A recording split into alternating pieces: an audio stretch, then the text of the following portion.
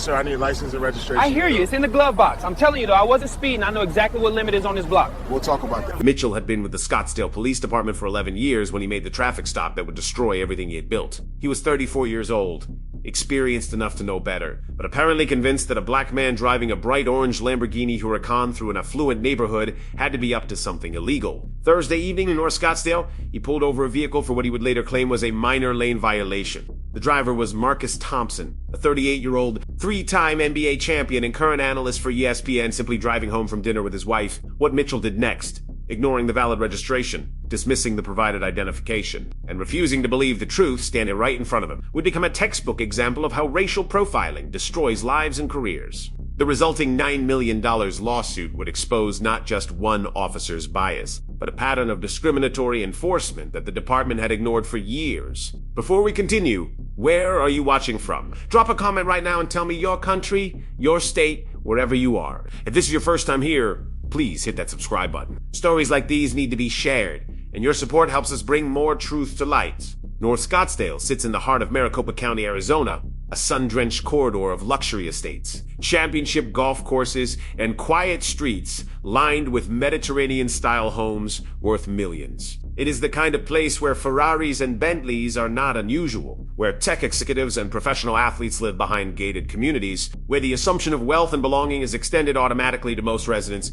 Most of it was 7:43 in the evening on a Thursday in March. The desert sun was setting, painting the sky in shades of orange and pink. The evening traffic was light, mostly residents returning home from work or dinner. The temperature had dropped to a comfortable 72 degrees. Perfect weather for a drive with the windows down. Marcus Thompson had been in the NBA for 16 years. 16 years of grinding, competing, and winning at the highest level of professional basketball. He had spent 6 years with the Miami Heat, where he won 2 championships and earned 3 All-Star selections. 4 years before that with the Cleveland Cavaliers, where he won his 3rd ring alongside some of the greatest players in the game. 6 more years split between Sacramento and Detroit, where he had established himself as one of the most reliable shooting guards of his generation. Eyade Berajit, 18.4 points per game over his career. He had been named to the all-defensive second team twice. He had played in 847 regular season games and 94 playoff games. His career earnings exceeded $180 million.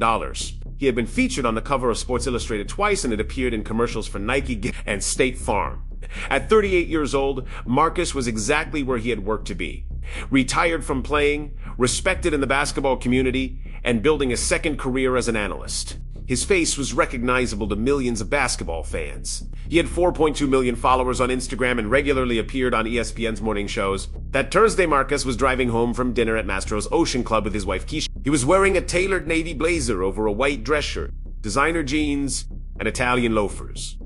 Professional, but not flashy. His championship rings were at home in a display case. His wallet contained his Arizona driver's license, 3 credit cards, and his ESPN employee ID.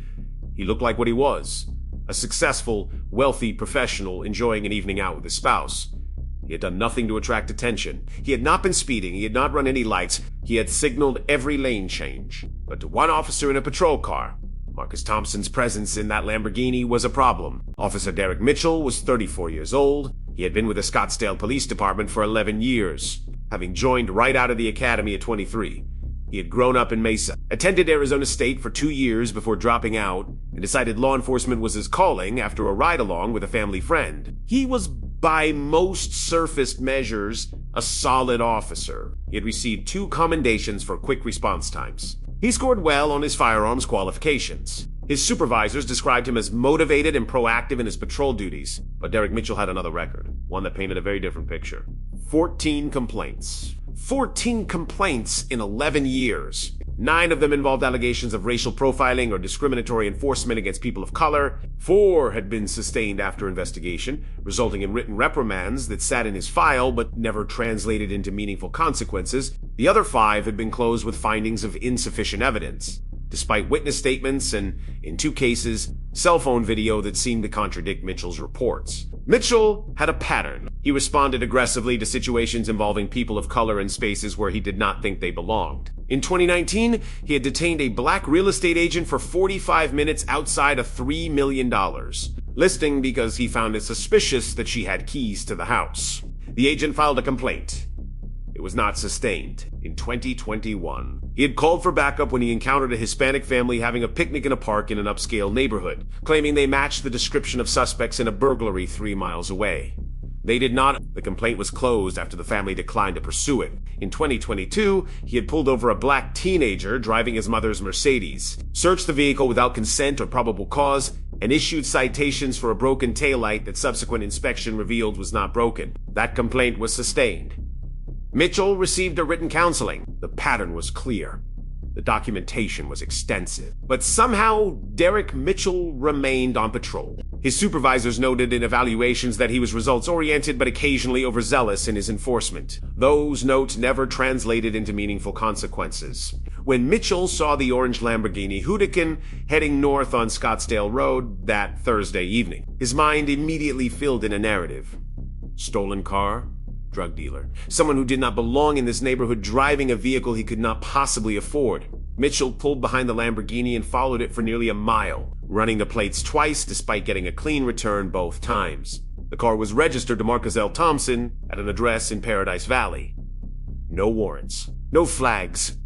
Nothing, but Mitchell pulled him over anyway. Mitchell activated his lights at 7:47 p.m. The Lamborghini signaled and pulled smoothly into the parking lot of a closed office building, a textbook compliance stop. Mitchell called in the traffic stop, noting in his transmission that he had observed a minor lane violation, a claim that would later be contradicted by his own dash camera footage. He approached the driver's side window. Inside, Marcus Thompson sat calmly, hands visible on the steering wheel. Keisha sat in the passenger seat, her phone already in her hand. License and registration, Marcus nodded. Good evening, officer. My license is in my wallet in my back pocket, and the registration is in the glove compartment. I'm going to reach for them now, just get them. Marcus slowly retrieved his wallet, extracted his Arizona driver's license, and handed it over. Keisha opened the glove compartment and handed Marcus the registration and insurance card. Mitchell examined the documents. The license showed Marcus Thompson, the address in Paradise Valley. No restrictions, no flags. The registration matched exactly. Everything was in order. This your car? Yes, sir, it is. You expect me to believe that? Marcus kept his voice even. It's registered in my name. You're holding the registration. Anyone can put a name on a registration. Where'd you get this car? I purchased it from Lamborghini North Scottsdale 2 years ago.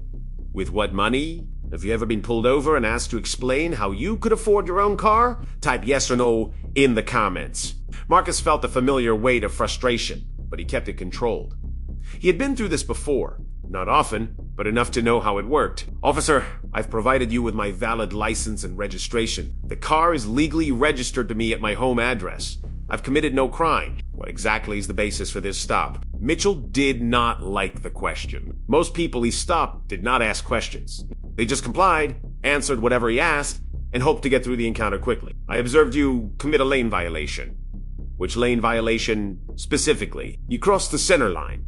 I did not cross any line, officer, and even if I had, you've verified my documents. Am I free to go? Mitchell's jaw tightened. This was not how these stops were supposed to go.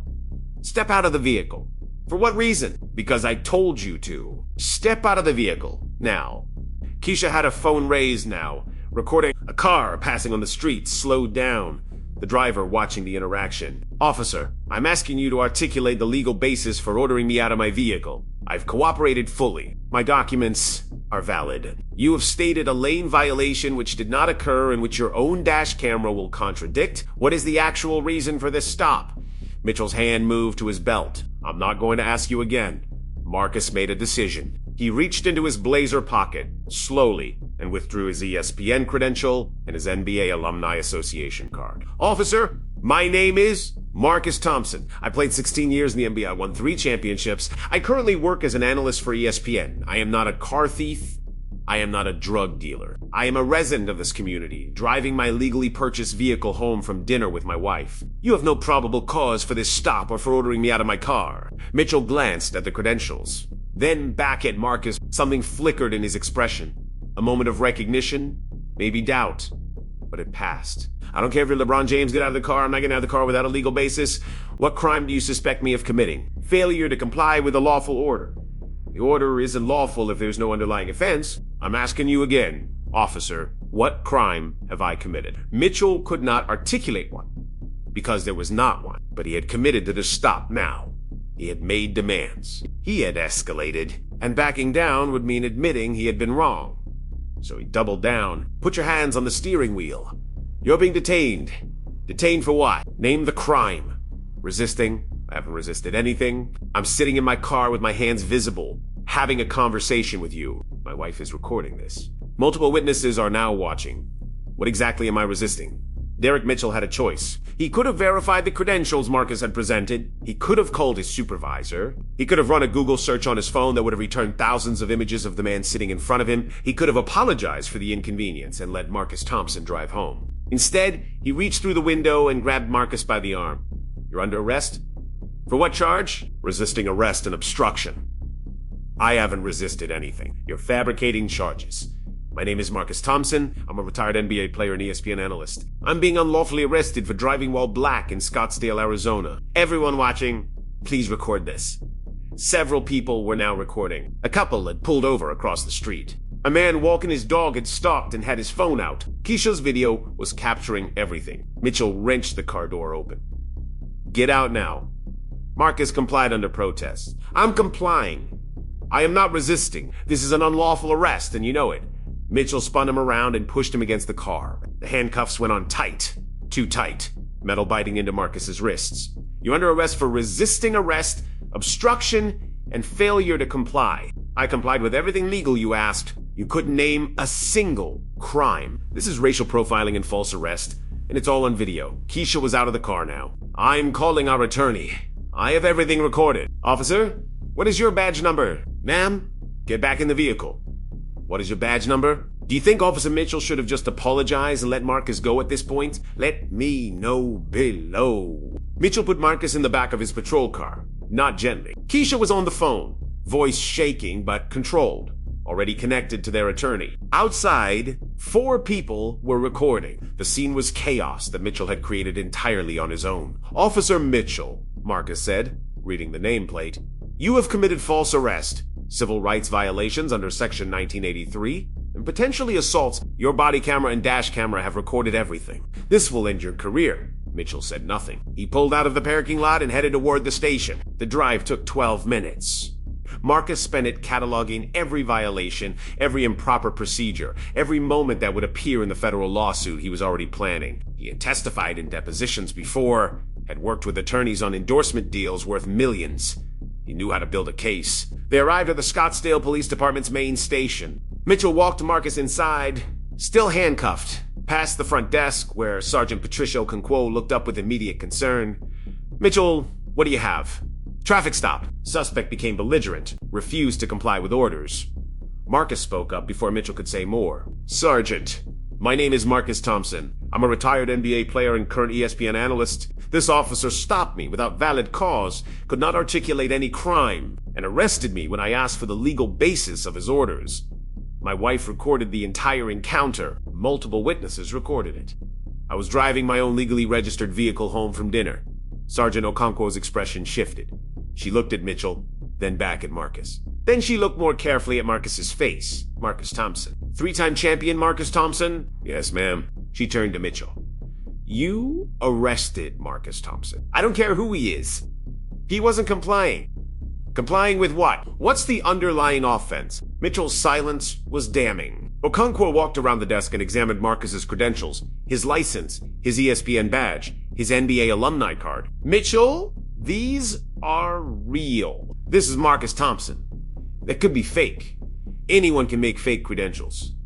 They're not fake. I've seen enough IDs to know, and I've watched Marcus Thompson play basketball for years. This is him. She looked at Marcus. Mr. Thompson, can you provide additional verification? Marcus recited his social security number, his ESPN employee ID number, his agent's contact information, and the phone number for the NBA's security office. Sergeant Okonkwo picked up the phone and made 2 calls. The first was to ESPN's main switchboard, where she was connected to someone who confirmed Marcus Thompson's employment and physical description. The second was to the NBA's security line, where an officer confirmed Marcus's status as a former player in good standing. The confirmation took 8 minutes. When Okonkwo hung up the phone, she turned to Misha with an expression that could have frozen fire. You arrested a 3-time NBA champion for driving his own car. You arrested a man who's been on national television for 20 years. You couldn't name a single crime when asked, and you did it all on camera. He was being uncooperative. He wouldn't get out of the car because you had no legal basis to order him out. Terry v. O'Hill requires reasonable, articulable suspicion. What was your suspicion? Mitchell had no answer. Get those cuffs off him. Now? Mitchell removed the handcuffs. Red marks were visible on both of Marcus's wrists, where the metal had dug in. Should officers face automatic termination after arresting someone without being able to name a single crime? Drop your answer. A captain arrived within 20 minutes. David Chun, a 22-year veteran who had seen bad arrests before but rarely one this publicly catastrophic. Okonkwo explained the situation quickly. Chun listened, his expression growing darker with each detail. Then he turned to Marcus. Mr. Thompson, on behalf of the Scottsdale Police Department, I offer my sincere apology. This is inexcusable. You did nothing wrong, and you were treated as a criminal in your own community. Marcus nodded but said nothing. He was already thinking about depositions, about the press conference his attorney would schedule, about the conversation he would have with his contacts at ESPN, about covering this story. Chun turned to Mitchell. Badge. And weapon? You're on administrative leave effective immediately. Do not speak to anyone about this incident. Go home and wait to hear from Internal Affairs. Captain, he wouldn't comply. He was being aggressive, he was asserting his constitutional rights, which he knew because he's been a public figure for 2 decades. You couldn't name a single crime. You made up charges, you arrested a celebrity in front of multiple cameras because you couldn't admit you were wrong, Badge Weppy. Now, Mitchell's hands were shaking as he surrendered them. For the first time, the reality of what he had done seemed to penetrate. Within 24 hours, the videos had exploded across social media. Multiple angles from different witnesses showed everything. The calm initial responses from Marcus, the escalating aggression from Mitchell, the moment Marcus presented his credentials, Mitchell's dismissive response, the arrest, the handcuffs, the marks on Marcus's wrists afterward. Scottsdale cop arrests NBA legend for driving his own Lamborghini. 3-time champion Marcus Thompson racially profiled in Arizona traffic stop. Viral video shows officer ignoring NBA star's credentials, making arrest anyway. The outrage was immediate and intense. The NBA Players Association issued a statement condemning the arrest and calling for accountability. ESPN ran the story on SportsCenter, featuring interviews with Marcus's former teammates. The NAACP called for a federal investigation into the Scottsdale Police Department's enforcement patterns. Social media exploded. Within 48 hours, the video had been viewed over 40 million times across platforms. NBA players, current and former, shared their own experiences. The hashtag Justice for Marcus trended nationally. The Scottsdale Police Department issued a formal apology and announced an immediate internal investigation. The mayor held a press conference expressing outrage and promising reforms. But the damage was done. The video showed everything. A black man calmly asserting his rights.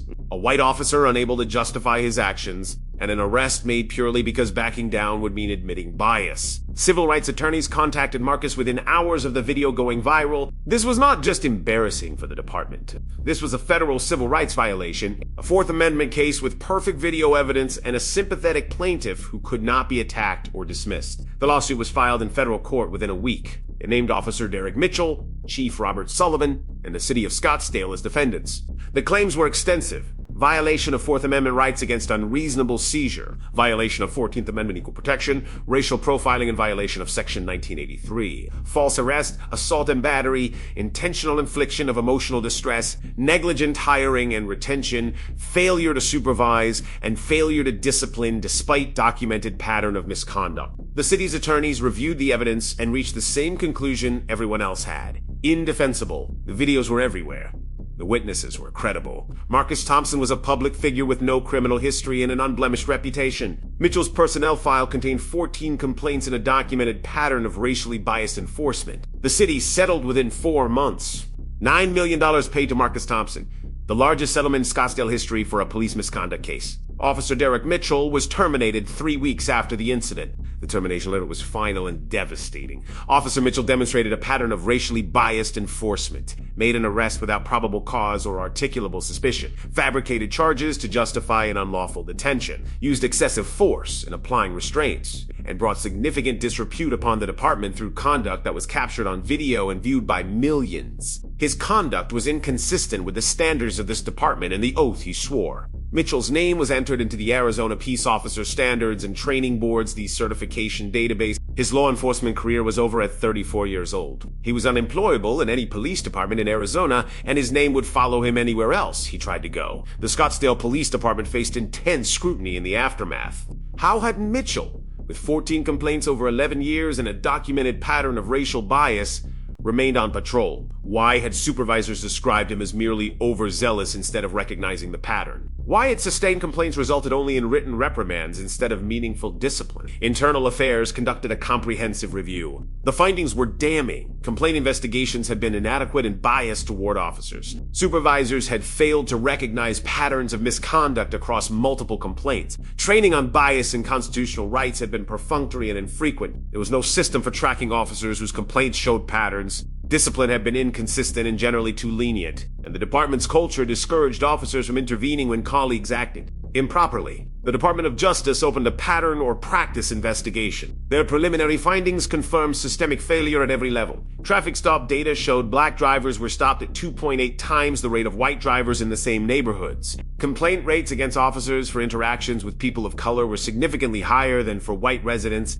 and sustained complaints rarely resulted in meaningful discipline. Reforms were announced under pressure from the federal investigation, mandatory implicit bias training quarterly, body camera footage reviewed randomly by supervisors, early warning system for officers with multiple complaints, community oversight board with subpoena power, revised use of force policies, mandatory de-escalation training, consent decree with federal monitors, and settlement of pending civil rights complaints. Marcus Thompson testified before the Scottsdale City Council and later before a congressional subcommittee examining police misconduct. I had every advantage that night, Marcus told the council. I was famous. I was wealthy. I had credentials that should have been impossible to dismiss. I was calm. I was articulate. I knew my rights. I had my wife recording everything. Multiple witnesses stopped to film, and none of it mattered. I was still arrested. I was still handcuffed. I still have the marks on my wrists. He paused. If this happened to me, a 3-time NBA champion with tens of millions of dollars and millions of followers, what happens to the young black man driving his mother's Honda Civic? What happens to the college student who doesn't know his rights? What happens when there are no cameras, no witnesses, no ability to fight back? That's what this is really about. The room was silent.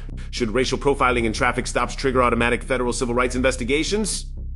Drop your answer. This was not just about one bad stop. This was proof that for some people, no credential is enough when bias has made its decision. Marcus Thompson was driving a $300,000 car. He was wearing expensive clothes. He had valid registration and a valid license. He was calm and articulate.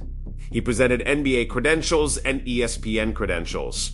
He was literally famous, recognizable in millions. And none of it mattered. Because Derek Mitchell saw a black man in a space where his biased mind said black men did not belong. He saw a Lamborghini and assumed theft. He saw confidence and assumed arrogance. He saw someone asserting rights and assumed guilt. Every piece of evidence that contradicted his assumptions was filtered through his bias and dismissed. This is how systemic racism operates in everyday spaces. It is not always violent or dramatic. Sometimes it is quiet, insidious, built on assumptions that seem reasonable until examined. It is the assumption that a black man in a luxury car must have stolen it. It is the assumption that asking for the legal basis of an order is resistant. It is the assumption that credentials presented by a black person must be fake. It is the inability to admit error when that error is rooted in bias. And when that bias is backed by the authority to arrest, to detain, to use force, it does not just harm individuals. It sends a message. You do not belong here. No matter your championships, no matter your wealth, no matter your fame, no matter your rights, no matter your humanity. Derek Mitchell's career is over. That is justice. The city paid $9 million. That is accountability. The department is under federal oversight. That is consequence. But money does not undo the humiliation of being arrested in front of your wife. It does not erase the marks on your wrists from handcuffs that were too tight. It does not restore the dignity that was stripped away on a Thursday evening when you were just trying to drive home from dinner. The real question is, what changes now? Do we implement the reforms and then forget about them in 2 years? Do we train officers on bias and then ignore the training and practice? Do we create oversight boards and then fail to give them real power? Do we settle lawsuits and then continue the same patterns that created them? Because if we do not fundamentally change how policing works in America, then we are just waiting for the next Derek Mitchell, the next traffic stop, the next famous person. who turns out to be less protected by their fame than they thought. The next viral video. Comment if you believe this should be law. Mandatory federal oversight for any department with documented patterns of racial bias and enforcement. And if you think these stories need to be told, if you believe accountability starts with awareness and change starts with pressure, then hit that subscribe button, because we are not stopping. We are going to keep exposing these patterns. We are going to keep demanding better. We are going to keep fighting for the NBA players, the doctors, the lawyers, the teachers, the regular people just driving home, the ordinary citizens who deserve to exist in public spaces without being criminalized for the color of their skin. What is your biggest takeaway from this story? Drop it in the comments below. This is not just about one officer, one traffic stop, one settlement. It is about all of us and the world we are willing to accept. See you in the next one.